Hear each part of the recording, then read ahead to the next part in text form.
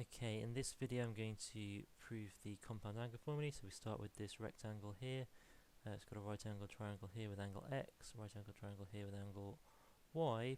Before I start, I've just got to fill in a few other angles. So if that's x, then that means that this one is 90 minus x, and this plus this is 180. So that means that that is also x. Here, this angle here is 90 minus x plus y, because this whole thing has to be a right angle, and this is a right angle triangle, so that means that this angle here is x plus y, or you could also just see that this angle here is alternate to the combined angle here. Either way, that's x plus y. So now we've got that, I'm just going to fill in some lengths that we know. Notice that I've just made this length along the top here 1. Now, if that length is 1 and this angle is y, then this length along here is y is 1 times the cosine of y, so that's just cos y. And similarly, this is 1 times the sine of y, so that is sine y. Now, if we look at this triangle down here, it's got hypotenuse, which is cos y, and it's got angle x. So this one down here is the hypotenuse cos y times the cosine of angle x, cos y cos x, and this one here is cos y sine x. In this triangle here, this is hypotenuse sine y and angle x, so this is sine y cos x, and over here this is sine y sine x. Finally, in this triangle over here, this has got angle x plus y, so this is cos of x plus y, and over here this is sine of x plus y. Okay, so where does the double angle formulae come from then? Well, I'm just going to compare the sides of these this rectangle. So this is a rectangle, so that side here has the same length as this side here, so that means that sine of x plus y equals this plus this. So let's do this plus this, doesn't really matter, but I'm going to write it as sine x cos y, which is just that one written the other way around, plus cos x times sine y, which is that one just written the other way around. And similarly, cos of x plus y, well, that's this length here, but this top has to have the same length as the bottom, so it's equal to that length minus that length. So I'm going to write that as cos x cos y minus sine x sine y. Okay, so they're the basic double angle formulae for compound angle formulae for sine of x plus y and cos of x plus y. We can also get some others as a consequence of these. So if I now wanted sine of x minus y, so instead of y we have minus y, so now we know that cos of y is equal to cos of minus y, because the cosine graph around 0, so it looks like this. If I put in so this is the cosine graph. If I put in a value and I put in its negative, I get the same y value. So cos of y here is cos of minus y. So this is just sine x cos y still, whereas with sine of y, if I put in minus y instead, well, sine graph looks more like that. You should go through 0 there.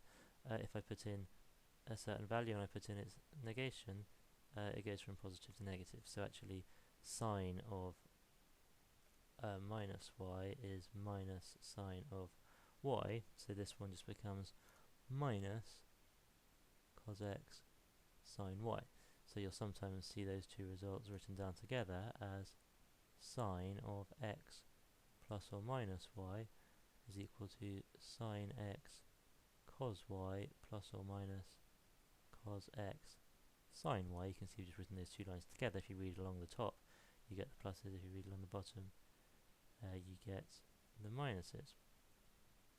Similarly, for the cos of x plus y, we could get a result for cos of x minus y, and we get cos x, and again cos y. If we put minus y instead of y, we just get cos y still.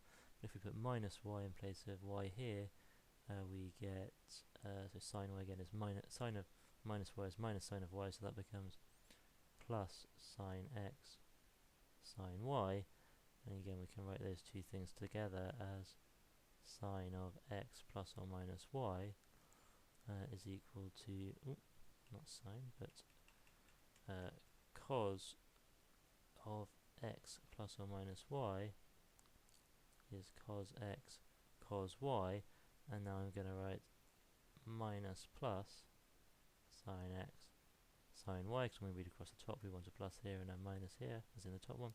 On the bottom, minus here, plus here. Okay, so there are all the double angle formulae for sine and cos. We could also get one for tan. So if we wanted tan of x plus y, that's sine of x plus y divided by cos of x plus y.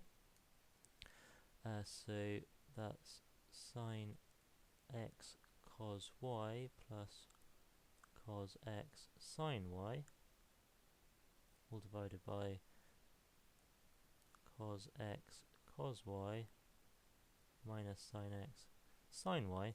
And ideally I'd like this, because it's a tan identity, I'd like it in terms of tan. So if we divide top and bottom here by cos x cos y, this becomes tan x plus tan y divided by cos x. So we're dividing through by cos x cos y, so that becomes 1 minus tan x tan y. And